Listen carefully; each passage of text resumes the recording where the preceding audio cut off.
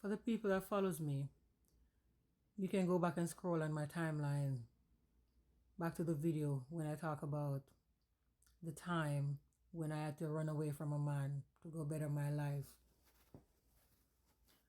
I didn't tell y'all how demonic that man was, right? Yeah, I talk about how he moved in on me immediately and he was a narcissist, but I didn't tell y'all about how demonic that man was. That man moved in to live with me in a little hut I lived in at the time. I gotta call it a hut because it was much better than that. And I had a cousin who was around the same age as me who used to always be at my house, girl cousin. And this man used to always complain about how he don't like her. Oh, I don't like no skinny bitches. The last time I get in trouble, it was a skinny bitch that got me in trouble. He was just going off on this girl. And it was one holiday, me and him went somewhere. So I left my cousin with my kids because my son didn't live with me, but my daughter did. Let me tell you how this house was set up. I had 2 beds. A bed for me and him and a bed for my daughter that my daughter sleep on in the same room, right? That's Jamaica. That's many years ago. That's what I had. And I left my cousin to go out with him because it was a holiday. But when we came back, it was too late. So I couldn't send my cousin home because we're from the country. It was pitch black outside. It was cold and none of us wanted to go back outside to follow her home. So we said, all right, you, my cousin, because she was very skinny. I said, you sleep on the bed with my son. Because my son was like 5, 6 maybe. I don't think, maybe 5. And my daughter was 2. So I said, all right, you sleep on the bed with my son and my daughter will come on this bed because it's already midnight. It's only a couple hours until morning. My daughter will come on this bed and I'll let her sleep beside me until morning. Don't judge me. I'm talking about 19 years ago, 18, 19 years ago. That was Jamaica. Those things were normal at that time.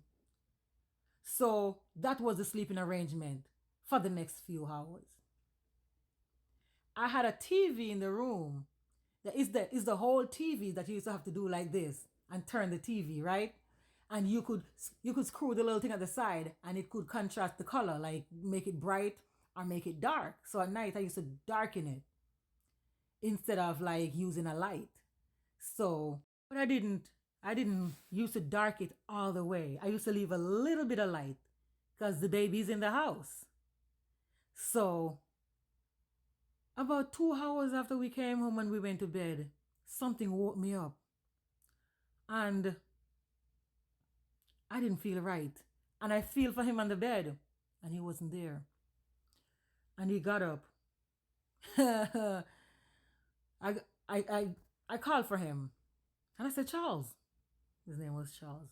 I don't care if you see this video, fuck that man. I said, Charles, where are you? He said, oh, I'm right here. You know, you went outside to use the bathroom to pee and you just came back. And I'm like, okay. I mean, why did the house was pitch black? As I said, I have never left the house pitch black. Mind you, my cousin is in the house. My son is in the house. My daughter is in the house. It's 5 of us in the room. I don't remember his excuse because, as I said, this was a long time. I said, okay. When Charles came to lay back in the bed, Charles Peter Walker was bone hard. I'm like, what is Charles trying to do with all these people in the house?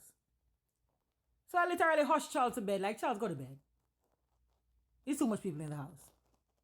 You can wait until morning, type shit. And we went to bed.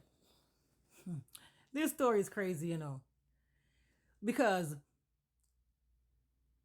how we lived, we had a tank that was like just a little distance from the house I lived in, where we used to go to for water. But my cousin, because she was so small, used to be the one to climb up on the tank with a bucket and a rope to get the water and give it to Charles. And Charles would take it to the house for me to like cook and clean and wash and shit like that. Yes, girl. I had a rough life. Okay? So, Charles is the type of dude now. Sometimes water gotta be out for a whole day for Charles to go get water. So Charles woke up the morning, and before I could even say cock-a-doodle-doo, my cousin's name is Mimi, or Mimi, whatever you want to call it. I know she won't mind me telling this story.